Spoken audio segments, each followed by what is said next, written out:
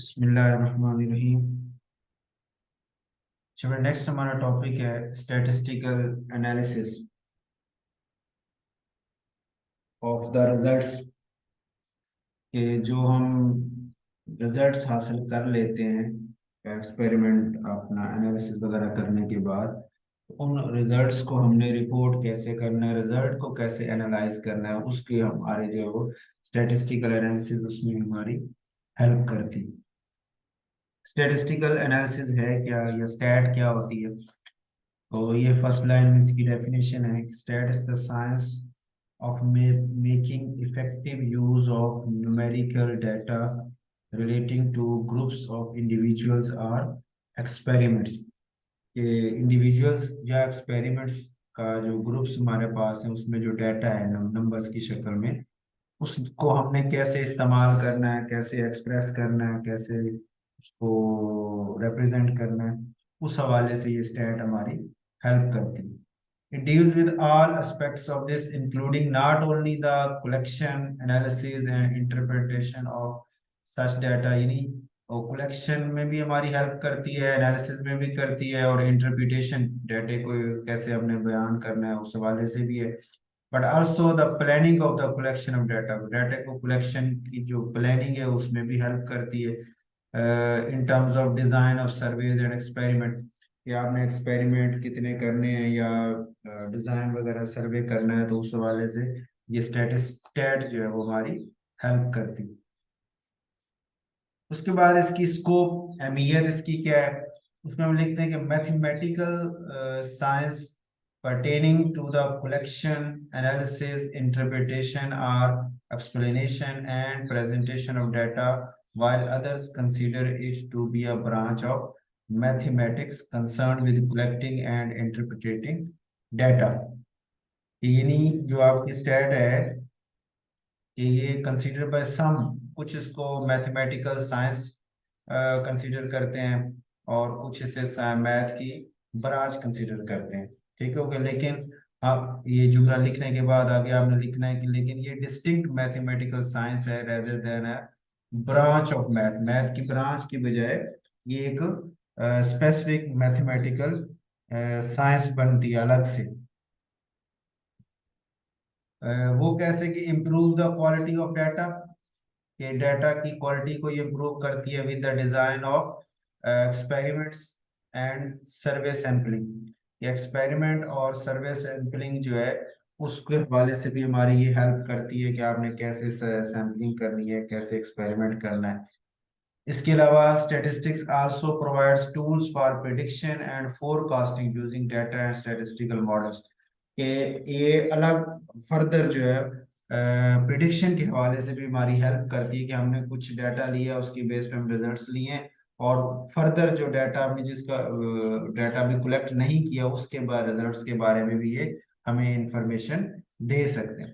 तो यहाँ पे पहला पॉइंट तो आपका ये शॉर्ट क्वेश्चन बनता है स्टैटिस्टिकल एनालिसिस क्या है, तो उसमें आपने ये स्टैट की बता देना है। फिर ये कि मैथ की ब्रांच ये नहीं है, एक डिस्टिंक्ट मैथ है, और इसकी हमारे लिए हेल्प क्या क्या कर सकती है, उसमें ये एक्सपेरिमेंट, सैम्पलिंग और प्रिडिक्शन, फोरकास्टिंग वगैरह, ये तीन चार बातें इसमें आ जाएंगी डेफिनेशन में स्टैटिस्टिकल एनालिसिस है क्या। उसके बाद है types of statistical, statistical analysis की कितनी किस्में हैं ना, टाइप्स के, ये उसी से रिलेटेड शॉर्ट हो सकता है या सेपरेट हो सकता है। उसमें हम कहते हैं दो हैं, एक है डिस्क्रिप्टिव स्टैटिस्टिक्स, एक है इन्फेरेंशियल स्टैटिस्टिक्स।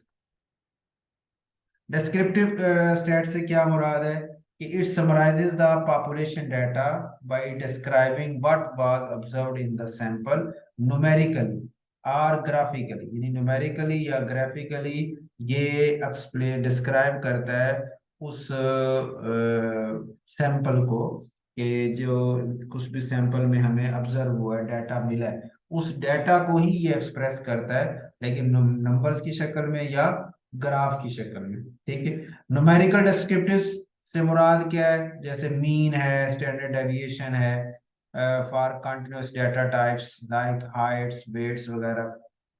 ठीक हो गया, ये भी हमने बात करनी है, हमारे सिलेबस में है ये भी, मीन और स्टैंडर्ड डेविएशन।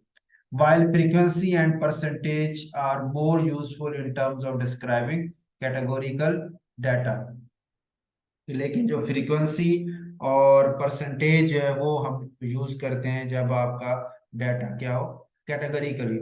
पिछला था कंटिन्यूअस डाटा, जैसे वेट है, हाइट है, कंटिन्यूअस डाटा, उसमें फिर हम मीन की बात करते हैं या स्टैंडर्ड डेविएशन की बात करते हैं। लेकिन अगर कैटेगरिकली हो, सेक्शंस की शक्ल में हो, फिर उसके हम फ्रीक्वेंसी या परसेंटेज की शक्ल में बात की, जैसे इसने एग्जांपल भी दी है, या एक रेस के, रेस से मुराद जैसे होता है ना, एक तो नस्ल भी हम लफ्ज यूज करते हैं ना, कि फलां जो बंदा जो फलां रेस से, फलां नस्ल से, और उसकी फलां फलां प्रॉपर्टीज इसमें आई हुई। तो वो उस हवाले से भी ये हो सकता है। फ्रीक्वेंसी क्या है कि जनाब ये इस नस्ल के बंदों की फलां खसूसियात हैं, और ये खसूसियात जो है वो इतने फ्रीक्वेंसी से, यानी इतने एक खानदान में आती हैं, फिर अगलों में कम होती हैं, अगलों में उसके बाद फिर और दूसरी उससे ज्यादा आ जाती हैं या कम हो जाती हैं, इन एक वक्फ के साथ उसमें क्या चेंजेस आ रही है उसकी प्रॉपर्टीज में ना, नस्ल के हिसाब से, खानदान के हिसाब से, उसके हवाले से भी ये बात हो सकती है फ्रीक्वेंसी या परसेंटेज की शक्ल में। ठीक हो गया। उसके बाद दूसरी टाइप है इन्फ्रेंशियल स्टैटिस्टिक्स। इन्फ्रेंस होता है ना, नतीजा वहां से निकला है इन्फ्रेंशियल, तो जो नताइज के ऊपर अप्लाई होती है। डिस्क्रिप्टिव स्टैटिस्टिक्स था डाटा के ऊपर ना। और ये जो है, ये क्या है कि in uses patterns in the sample data to draw inferences about the population represented, कि जो पॉपुलेशन रिप्रेजेंटेड है उसकी बारे में जो नतीजा अखज करने के लिए सैंपल डाटा से ना, अकाउंटिंग फॉर रेंडमनेस, और उसमें क्या रेंडमनेस क्या है, किस तरह के लिहाज से वो डाटा रिजल्ट्स चेंज हो रहे हैं, उस हवाले से ये बात कर सकते हैं। अच्छा, इसमें जो ये इन्फ्रेंशियल स्टैटिस्टिक है, डिस्क्रिप्टिव तो था ना वो ग्राफ या नंबर्स की शक्ल में हमें बता रहा। इन्फ्रेंशियल में वो कहता है एक ये भी हो सकता है कि these inferences may take the form of answering yes और नो क्वेश्चन, कि आप यस और नो की बेस पे सवाल जवाब चल रहे हो किसी डाटा के हवाले से। इसको हाइपोथेसिस टेस्टिंग भी कहते हैं। अक्सर आपने देखा होगा, लोग आप आते हैं ना, पेज वगैरह लेके आते हैं स्कूलों में, टीचर से, कॉलेज से, बच्चों से, कि ये हम एक रिसर्च कर रहे हैं किसी हवाले से, तो इसमें आप बताएं जी कि आपकी राय क्या। वो पेज एक देते हैं जिसमें को 15-20 क्वेश्चन होते हैं कि फला आप बारे में क्या यस है, नो है, या कहते हैं कि इसको डिग्रीज दे दें कि हाँ जी ये बेस्ट है या बैड है, इस हवाले से ना इस तरह क्वेश्चन वगैरह बने हुए होते हैं। तो यानी उस तरह का इन्फ्रेंशियल, यानी क्वेश्चनेयर, उसे क्वेश्चनेयर भी बोलते हैं, वो भी हो सकता है। Estimating numerical characteristics of the data, estimation, अगले फर्दर की हमने एस्टिमेशन कर रहे हैं। और describing associations with in the data, कि डाटा का आपस में क्या ताल्लुक है, रिलेशन क्या है, कि इन कोई प्रॉपर्टी उसकी बढ़ रही है या कम हो रही है, या कोई उसमें कोई रिलेशन पाया जा रहा है। वो modelling relationships with in the data, जिसको रेग्रेशन का नाम देते हैं, कि मुख्तलिफ मॉडल होते हैं ना एक डाटा को प्रेजेंट करने के, मॉडल्स की शक्ल में, स्ट्रक्चर्स की शक्ल में, डायग्राम्स की शक्ल में। तो उस डाटा के अंदर जो मॉडलिंग है, उनका क्या, मॉडल्स मुख्तलिफ जो बनते हैं उनका क्या रिलेशनशिप है, इसको रेग्रेशन, इस टर्म को रेग्रेशन का नाम देते हैं। एक्स्ट्रापोलेशन या इंटरपोलेशन, एक्स्ट्रा प्लॉट होता है ना, किसी चीज को फर्दर आगे, एक्स्ट्रा प्लॉट जहां तक ग्राफ गया नहीं है हम खुद प्लॉट करते हैं। अच्छा, इंटरपोलेशन हो गया, या आर अदर मॉडलिंग टेक्निक्स, ये दूसरी मॉडलिंग, ये मॉडल की ही टेक्निक्स है। ये मॉडलिंग रिलेशनशिप विद डाटा है, उसमें रेग्रेशन भी आ जाता है, एक्स्ट्रापोलेशन भी आ जाता है, इंटरपोलेशन भी आ जाता है। और इसके अलावा एनोवा, एनालिसिस ऑफ वेरिएंस का ये एब्रीवेशन है, एनालिसिस का एन, ऑफ का ओ, और वेरिएंस का वी है। वेरिएंस अभी आएगी टर्म आ गई, ये क्या होता है, उस वेरिएंस का एनालिसिस करते हैं। इस टेक्निक का फायदा क्या है कि ये आपको मुख्तलिफ जो डाटा होता है उस डाटा के हवाले से इंफॉर्मेशन दे देती है, इस लिहाज से कि वो ग्रुप्स जो बने पड़े हैं, उन ग्रुप्स का, ग्रुप के अंदर ही जो मुख्तलिफ डाटा उसका आपस में क्या ताल्लुक है, ये एक ग्रुप के डाटा का दूसरे ग्रुप के डाटा के साथ क्या ताल्लुक है, ये एनालिसिस ऑफ वेरिएंस हमें इस बारे में काफी इंफॉर्मेशन दे देता है। टाइम सीरीज, टाइम सीरीज से मुराद के आप जो सैंपल वगैरह कलेक्शन करते हैं, सैंपल वगैरह लेते हैं, तो उसमें हम जो है ना वो मुख्तलिफ टाइम पे डाटा कलेक्ट करना होता है। तो उस हवाले से जो बनता है ना पैटर्न, उसको हम टाइम सीरीज का नाम देते हैं। एंड डाटा माइनिंग, माइन होता है ना, जैसे वो कानकुनी उर्दू में कहते हैं कि कोयले की कान में से कोयला निकालना, या सोने की कान में से सोना निकालना, उसको माइनिंग बोलते हैं। तो डाटा माइनिंग मतलब डाटा को निकालना, कि आप जो सब पॉपुलेशन वगैरह उसमें से आपने डाटा को या जो आपके पास रिजल्ट आया उसमें से आपने डाटा को अलग करना है, से कुछ डाटा को उठा के फिर उसकी बेस पे आपने फर्दर बात करनी है ना, तो डाटा माइनिंग हो गई। तो ये मुख्तलिफ टेक्निक्स हो गई जो इन्फरेंशियल स्टैटिस्टिक्स के अंदर हम इस्तेमाल करते हैं डाटा को एक्सप्लेन करने के लिए, रिप्रेजेंट करने के लिए, उसको उससे रिजल्ट को अखज करने के लिए। ठीक हो गई। अच्छा, पॉपुलेशन की बात हमने लास्ट पीछे लेक्चर में हमने कर ली थी। और उसके अलावा ये टाइम सीरीज की बात भी अभी हमने कर ली कि डाटा जो कलेक्ट आप कर रहे हैं वो पॉपुलेशन से ले रहे हैं, तो किस तरह ले रहे हैं, किस तरह टाइम के वक्फों से ले रहे हैं, वो टाइम सीरीज कहला रही है। सैंपल की बात भी हमने कर ली थी। तो ये एक्स्ट्रा बात चीजें लिखी, इसकी या जरूरत नहीं है। यहाँ पे आपका सवाल ये हो गया स्टेटिस्टिकल एनालिसिस क्या है, उसकी अहमियत का हो गया, फिर उसकी टाइप्स की बात होगी। अब यहाँ तक एक हमारा शॉर्ट मुकम्मल हो गया। दूसरा है रैंडम एंड सिस्टमेटिक एरर्स, कि जो आपके रिजल्ट्स आए हैं उसमें जो एरर्स हैं, एरर्स की मुख्तलिफ टाइप्स हो सकती है ना। वो रैंडम एरर होती है, सिस्टमेटिक एरर होती है, इसके अलावा वो पर्सनल एरर का भी नाम देते हैं, वगैरह वगैरह। यहाँ पे हमने बात करनी है रैंडम और सिस्टमेटिक एरर्स की। ये भी इंपॉर्टेंट शॉर्ट क्वेश्चन भी है आपका, और लॉन्ग भी बनाया जा सकता है कि रैंडम एरर और सिस्टमेटिक एरर्स क्या होती हैं, इनकी वजूहात क्या है, डेफिनेशन आ गई, इनकी रीजंस आ गई, और इनसे हम कैसे इनको कम कर सकते हैं, इनको रिमूव कैसे कर सकते हैं। तो इस हवाले से ये शॉर्ट या लॉन्ग या एमसीक्यू इस पे बनाया जा। अच्छा, पहला है जी रैंडम एरर क्या होती है।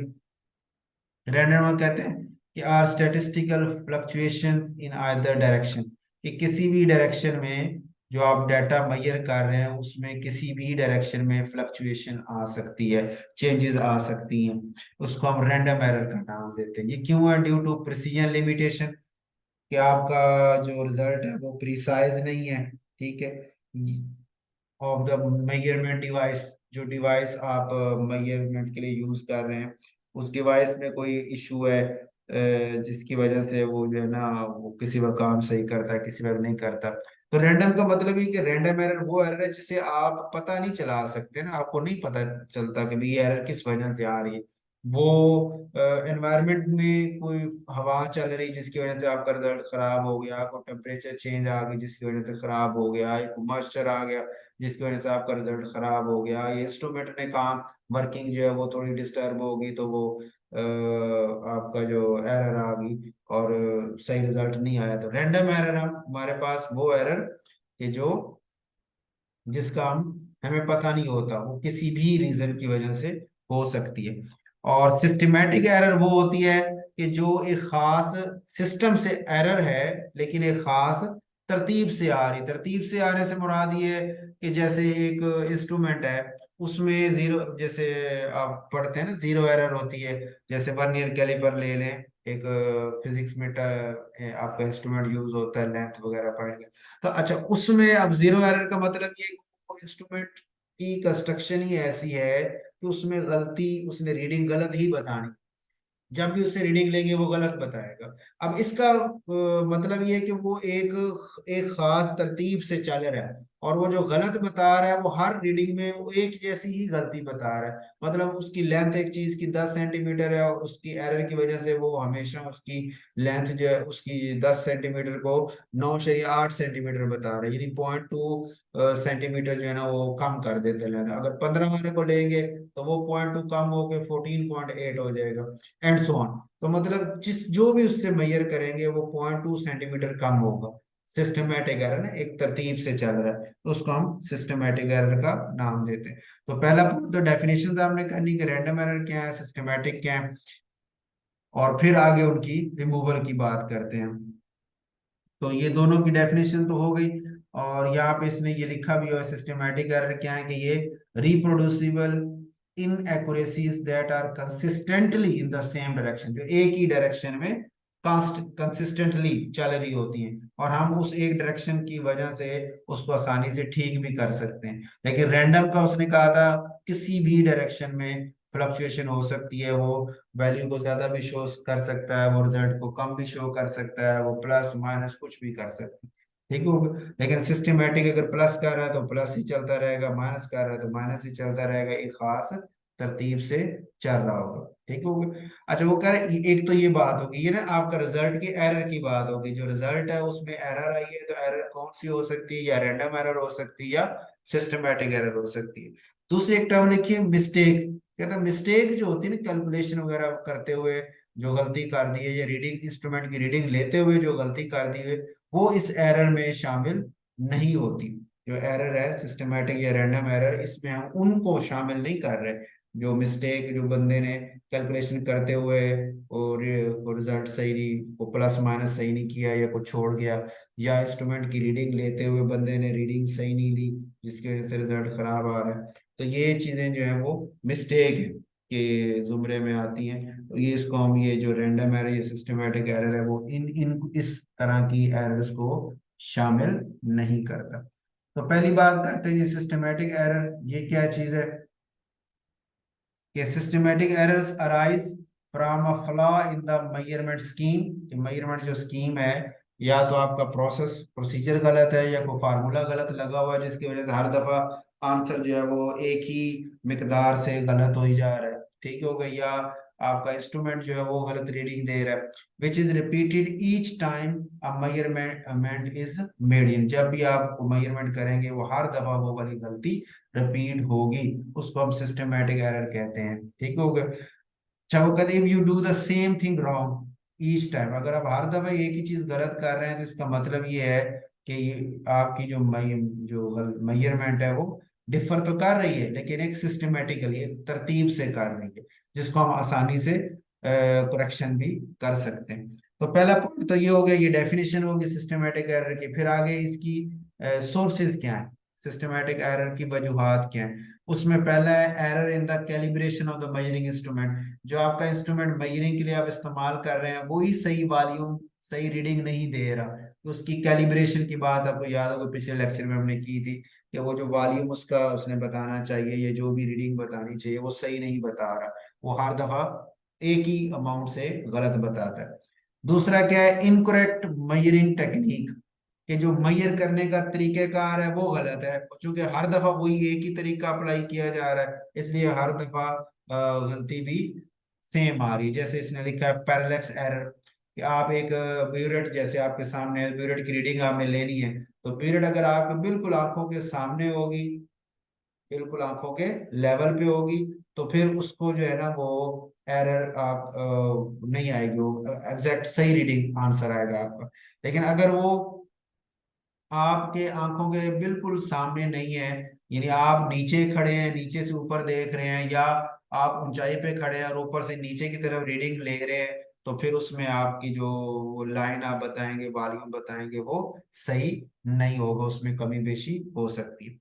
तीसरा रीजन है बायसनेस ऑफ द एक्सपेरिमेंटर। जो एक्सपेरिमेंट करने वाला है वो बायस है। बायस मतलब कि वो किसी एक चीज को फेवर दे रहा है, रीड सीधा उसको इंस्ट्रूमेंट को नहीं देख रहा, बल्कि वो किसी एक को फेवर दे रहा है। मतलब जैसे एक बंदे को ताकत पसंद है, तो उसने 2.15 था फॉर एग्जांपल, असल रीडिंग 2.16 थी, तो उसने कहा 2.15 ठीक है, और बना लेते हैं। ठीक है। या एक को इवन पसंद है, तो उसने 2.15 को 16 बना लिया। तो यानी इस तरह करके बायसनेस थोड़ी सी आ जाती किसी वजह से, जिसकी वजह से वो आपका जो रिजल्ट है वो एक ही तरतीब से खराब हो रहा होता है।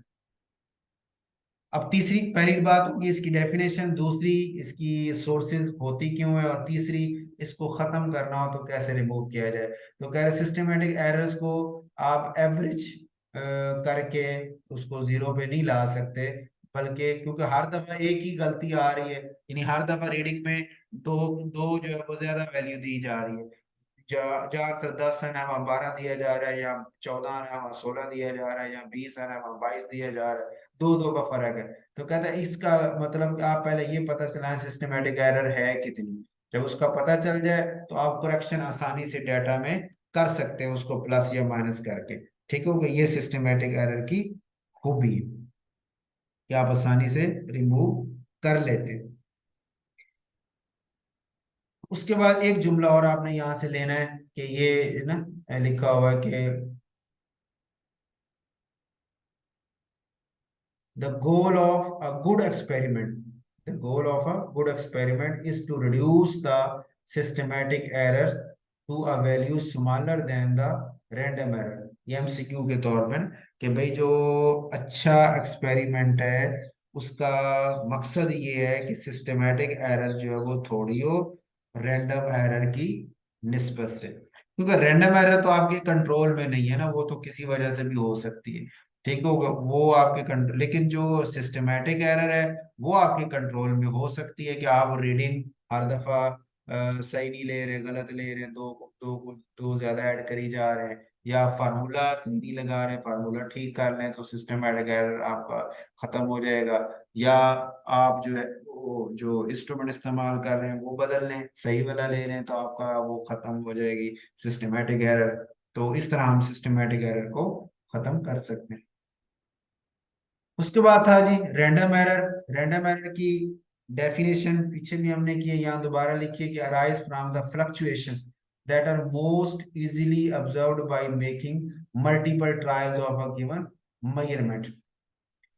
कि ये फ्लक्चुएशंस मुख्तलिफ हैं, फ्लक्चुएशन जो हो रही है जिसकी वजह से रिजल्ट जो है वो सही नहीं आ रहा, और ये आप जितनी मर्जी दफा आप रिजल्ट लें, एक्सपेरिमेंट को परफॉर्म करें, आपका रिजल्ट जो है वो एक्चुअल से डिफरेंट ही आता है।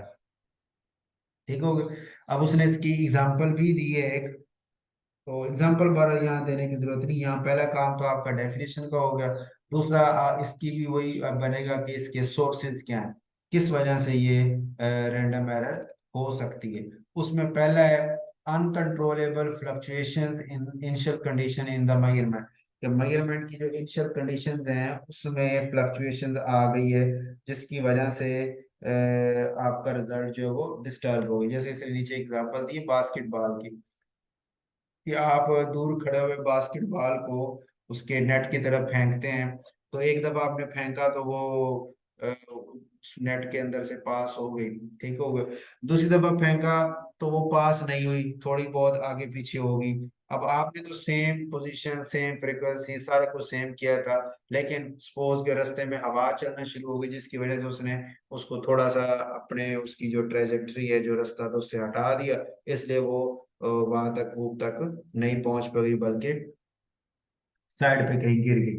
ठीक हो गया। तो यानी अनकंट्रोलेबल फ्लक्चुएशंस हैं उनकी वजह से हो सकता है। दूसरा limitations imposed by the precision of your measuring apparatus, कि आपका जो मेजरिंग अपरेटस है उस ने लिमिटेशंस, उसकी प्रिसीजन जो है ना कि भाई रिजल्ट्स पास पास होने चाहिए, उसकी वजह से उसको लिमिटेशन वगैरह उसकी हैं। जैसे अच्छा, and the uncertainty in interpolating between the smallest division, ये जो छोटी डिवीजन है उनको बयान करते हुए फिर अनसर्टेनिटी आ जाती है। मतलब जैसे एक बंदा रिजल्ट देता है 22.414, डेसिमल के बाद 414, दूसरा कहता है 22.416। तो ये अब फोर आखिरी जो डिजिट है वहां पे गड़बड़ हो रही है, वहां पे वो रिजल्ट्स हैं वो आगे पीछे हो जाते हैं। तो ये वो कह रहा है कि आपका रिजल्ट्स को इन जो स्मॉलेस्ट डिवीजन हैं वहां पे इंटरप्रेट करते हुए अनसर्टेनिटी आ जाती है, गैर यकीनियत है। कि एक रिजल्ट रहता है वो कहता है नहीं ये जो था 22.414 रिजल्ट है, दूसरा कहता है नहीं ये 22.415 है या 416 है, तो ये नहीं उसके अपने चेक करने का अंदाज है। तो इसमें ये फर्क पड़ जाता है बयान करने में स्मॉलेस्ट डिवीजन। ठीक हो गया। तीसरा है lack of precise definition of the quantity being measured, कि जो आप क्वांटिटी मेजर कर रहे हैं उसके बारे में एग्जैक्ट आपको बताया नहीं गया कि अभी मेजर करना क्या है। बस हम जो प्रोसीजर वगैरह अडॉप्ट कर रहे हैं उसमें रिजल्ट्स आप जो है वो दे तो रहे हैं, लेकिन एग्जैक्ट आप वहां से क्वांटिटी निकालना क्या चाह रहे हैं, वो एग्जैक्ट पता ना होने की वजह से भी रैंडम एरर्स आ जाती है। मसलन इसने नीचे लिखा है कि that the quantity being measured also depends on an uncontrolled variable temperature of the object, for example कि ऑब्जेक्ट के टेम्परेचर के चेंज होने से जो आप क्वांटिटी मेजर कर रहे हैं वो चेंज हो जाती है, तो फिर आपका जो रिजल्ट है वो चेंज हो जाएगा, रैंडम एरर उसमें आ जाती है। ठीक हो गई। उसके बाद नेक्स्ट है कि वेल डिफाइंड, यानी आपकी क्वांटिटी तो वेल डिफाइंड है, लेकिन subject to inherent random fluctuations, उसके अंदर ही रैंडम फ्लक्चुएशन मौजूद हैं, जिसकी वजह से रिजल्ट जो है वो हमारा डिस्टर्ब हो रहा है और सही रिजल्ट पे हम नहीं पहुंच पा रहे। इनहेरेंट का मतलब उसके अंदर वो जो आप मेजर कर रहे हैं क्वांटिटी, वो तो आप बता दिए, ठीक हो गए, लेकिन उस क्वांटिटी में जब भी हम मेजर करने जाते हैं तो उसमें कुछ ना कुछ वेरिएशंस आ ही जाती है। जैसे इसने एग्जांपल दी है कि may be of a quantum nature or arise from the fact that the values of the quantity being measured are determined by the statistical behavior of a large number of particles. Another example is AC noise causing the needle of a voltmeter or to fluctuate, कि वो जो volt meter वगैरह की आप reading अगर लेंगे हैं तो उसमें अल्टरनेटिंग करंट जो है उसमें नॉइज वगैरह आ जाता है, जिसकी वजह से वो आपके जो नीडल है वो डेविएट कर जाती है, तो रिजल्ट आपके पास सही नहीं आता। तो एक तो ये पॉइंट हो गया जी, ये डेफिनेशन होगी इसकी रैंडम एरर की, और फिर ये हमने तीन चार पॉइंट जो है वो डिस्कस किए हैं इसके सोर्सेज के, रैंडम एरर किस किस वजह से हो सकती है। उसके बाद आ गया कि इसको रिमूव कैसे करना है, इसकी रिमूवल। उस रिमूवल से पहले एक पॉइंट ये है एमसीक्यू के तौर पे न, कि that the fluctuation from some true value are equally likely to be positive और नेगेटिव, कि जो आपकी रैंडम होती है, एरर होती है, वो जरूरी नहीं है कि एक ही डायरेक्शन में जा रही हो, वो इक्वली पॉजिटिव भी हो सकती है और कभी नेगेटिव भी हो सकती है। सिस्टमैटिक एरर में भी यही था, वो पॉजिटिव नेगेटिव दोनों, लेकिन वो अगर पॉजिटिव चल रही है तो हर रीडिंग पे वो पॉजिटिव ही रहेगी सिस्टमैटिक में, और किसी नेगेटिव अगर वो चल रही है तो हर एक में वो नेगेटिव ही चलेगी। ठीक है, ये सिस्टमैटिक एरर की खूबी थी। लेकिन जो रैंडम एरर है उसमें ऐसा नहीं है, उसमें एक दफा आपने वैल्यू ली है तो वो पॉजिटिव आ गई, और अगली दफा जब वही सारा कुछ सेम के साथ रीडिंग ली है तो वो माइनस में चलेगी। ठीक हो गया, तो ये इसमें थोड़ा सा डिफरेंस आ जाता है सिस्टमैटिक में और रैंडम वाले में। अच्छा, एक एमसीक्यू ये हो गया। दूसरा ये है कि average of a large number of measurements would be very near to the correct value of the quantity measured. यानी बात हो रही थी ना कि सिस्टमेटिक एरर को कैसे खत्म किया जाए, तो उसमें हमने कहा कि भाई जो वो एक सिस्टमेटिकली डिफरेंस आ रहा है उस डिफरेंस को नोट कर लें, और जो रिजल्ट है उसके अंदर उस डिफरेंस को आप के हिसाब से एडजस्ट कर लें, प्लस माइनस जो भी करना, तो आपका रिजल्ट ठीक हो जाएगा। ठीक हो गया। और रैंडम एरर में क्या करते हैं कि चूंकि हर एक रीडिंग पे डिफरेंट रिजल्ट्स आ रहे हैं, तो फिर हम क्या करते हैं कि उन सारों का एवरेज निकाल लें, मीन निकाल लें। ठीक हो गया। तो जितना आपकी नंबर ऑफ ऑब्जर्वेशन ज्यादा होगी, उतना उनका निकला हुआ एवरेज या मीन जो होगा वो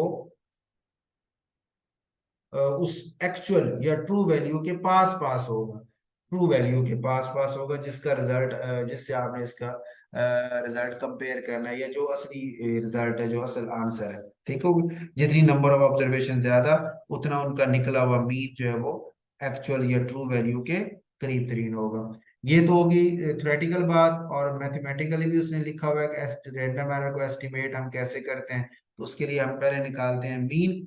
ये मीन निकाला, मीन आपने पढ़ा हुआ है कि सारी जितनी भी ऑब्जर्वेशन सारों को जमा कर लिया जाए, और जितनी भी ऑब्जर्वेशन है उससे उसको डिवाइड कर दिया जाए। अब जैसे ये 1/n है, तो सिग्मा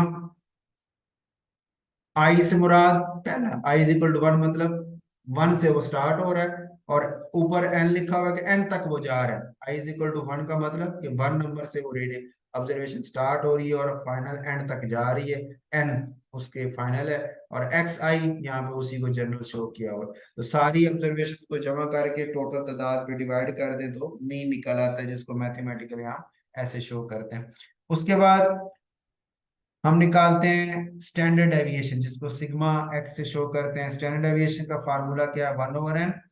और वही जो आपने मीन निकाला हुआ था, मीन एक्स बार, हर रीडिंग का उस मीन से क्या डिफरेंस है, एक्स आई माइनस एक्स बार, हर मीन का रीडिंग से क्या डिफरेंस है उसका स्केयर ले लें। सारों का इसी तरह स्केयर लिया और उनको जमा करें, एन पे डिवाइड करें, और सारे का अंडर रूट 1/2।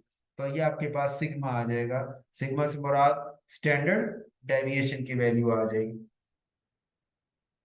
एक मीन यानी रैंडम एरर एस्टिमेट आपने करें, पहले मीन निकाल लें, फिर मीन से आप ये स्टैंडर्ड डेविएशन वाला पॉइंट सिग्मा निकाल लेंगे।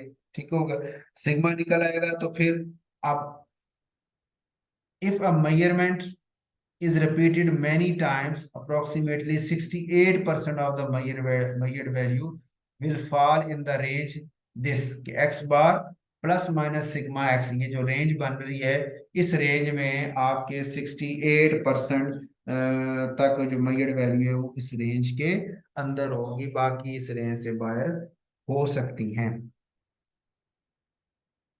अच्छा, अब स्टैंडर्ड एविएशन जो आपने निकाल ली है कि अभी वो फाइनल जो था उससे कितना वो डेविएट कर रहा है, स्टैंडर्ड एविएशन से मुराद ये कि जो फाइनल आपका मीन आ रहा है उस मीन से हर वैल्यू कितनी कितनी दूर है, देखिए कितने फर्क के साथ है। तो वो ये एक्स आई माइनस एक्स बार की शक्ल में डिफरेंस निकलेगा, और उसी को फिर हम सिग्मा में कन्वर्ट कर लेते हैं। तो आपने useful quantities therefore the standard deviation of the mean, mean का स्टैंडर्ड डेविएशन है, जिसको हम डिफाइन करते हैं किस तरह के, सिग्मा एक्स बार इक्वल है sigma x over n under root के, sigma x over n under root. N से मुराद नंबर ऑफ ऑब्जर्वेशन है, और एक्स, सिग्मा एक्स से मुराद स्टैंडर्ड डेविएशन है। तो स्टैंडर्ड डेविएशन जो निकली हुई है उसको नंबर ऑब्जर्वेशन से डिवाइड कर लें तो आप मीन की स्टैंडर्ड डेविएशन आ जाती है। तो ये जो मीन की स्टैंडर्ड डेविएशन है ये क्या है, it good estimate of our uncertainty in x bar. X bar में जो अनसर्टेनिटी है उसके बारे में ये अच्छी इंफॉर्मेशन देता है। और दूसरा कि measurement precision increases in proportion to N under root, कि जैसे जैसे आप नंबर ऑफ ऑब्जर्वेशन बढ़ाते जाएंगे उतने आपके रिजल्ट जो है वो ज्यादा, उसकी प्रिसीजन भी बढ़ती जाएगी, और उसका जो मीन निकला हुआ है वो ट्रू वैल्यू के भी करीब तरीन होता जाएगा। ठीक है, इसलिए लिखा है कि not only have you made a more accurate determination of the value, you also have a set of data that will allow you to estimate the uncertainty in your measurement, कि आपके मेजरमेंट में uncertainty के बारे में भी ये information, यही चीज दे देती है। ठीक हो गई। तो ये आपका सवाल, इसमें दो बने, सिस्टमेटिक एरर क्या है, उसका सोर्स क्या है, उसको रिमूव कैसे करते हैं, इस तरह रैंडम एरर क्या है, उसके सोर्सेज क्या है, और उसकी रिमूवल या उसको हम कैसे एडजस्ट कर सकते हैं, वो उसमें ये मैथमेटिकली पॉइंट आ जाते हैं।